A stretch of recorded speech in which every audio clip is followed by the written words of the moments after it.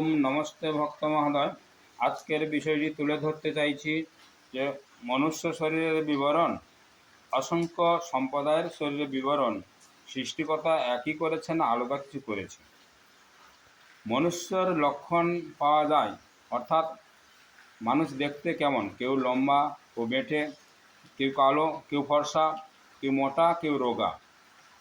তো দুইটি চোখ, দুটি কান, দুইটি নাক, একটি মাথা, দুইটি হাত, দুটি পা, পুরো শরীর।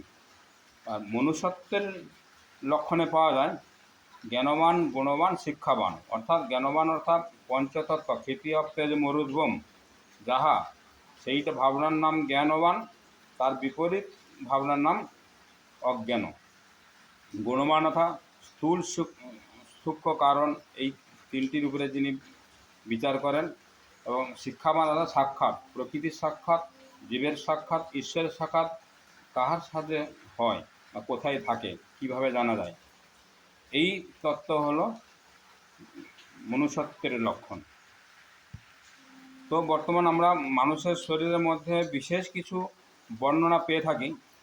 পঞ্চবান অর্থাৎ পৃথিবী তত্ত্ব, জলতত্ত্ব, অগ্নিতত্ত্ব, বায়ুতত্ত্ব, আকাশতত্ত্ব। এবং পঞ্চ কর্মেন্দ্র অর্থাৎ হস্ত, পদ, পাক, পায়ু, উপস্থ। পঞ্চ জ্ঞানেন্দ্র অর্থাৎ চক্ষু, কর্ণ, নাসিকা, জিহ্বা, ত্বক। পঞ্চ স্তন্মাত্রা অর্থাৎ শব্দ, স্পর্শ, রূপ, রস, গন্ধ, স্পর্শ।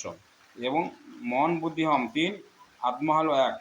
এই 24টি বিশ্বের সমস্ত মানবের সৃষ্টিকর্তা একই রকম ব্যবস্থা করেছেন। 24টি তত্ত্ব, কোনো সম্প্রদায় আলাদা ব্যবস্থা পাই না।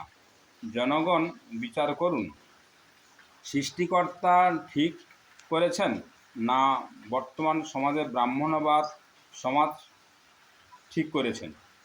আমরা বলে থাকি বিজ্ঞান উন্নত হয়েছে, আমি স্বীকার করি এই কথাটা, কিন্তু আমরা যদি আমাদের বিবেককে প্রশ্ন করি, জাতি সম্প্রদায় কোনো বিজ্ঞান নেই। পশু পক্ষীর যে বিচার আছে ওই বিচার আমাদের মধ্যে নেই। ওই কারণে বিজ্ঞান উন্নত হয়েছে মনে করি, যাতে মনুষ্য ধর্ম ত্রিপল সায়েন্স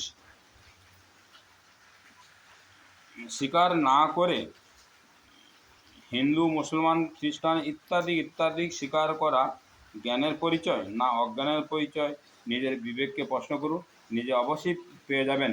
আজকে অহেতুক অবৈজ্ঞানিকভাবে সাম্প্রদায়িক চিন্তাভাবনা যদি আমরা করে থাকি, আমাদের মধ্যে যত রকম সমস্যা দেখা যাচ্ছে বা আরও দেখা যাবে, এটাও সাধারণ কোনো সরকার, কোর্ট কাছারি কেউ বন্ধ করতে পারবে না।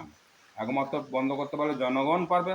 জনগণ যদি চিন্তা করি, অবৈজ্ঞানিক বা শাস্ত্র অবিধি পূর্বক চিন্তাভাবনা বা অন্ধ গুরু পরম্পরা যে সমস্ত শিক্ষা প্রদান করেছে, মানুষকে সর্বনাশ করেছেন, এর থেকে আমরা মুক্ত থাকব।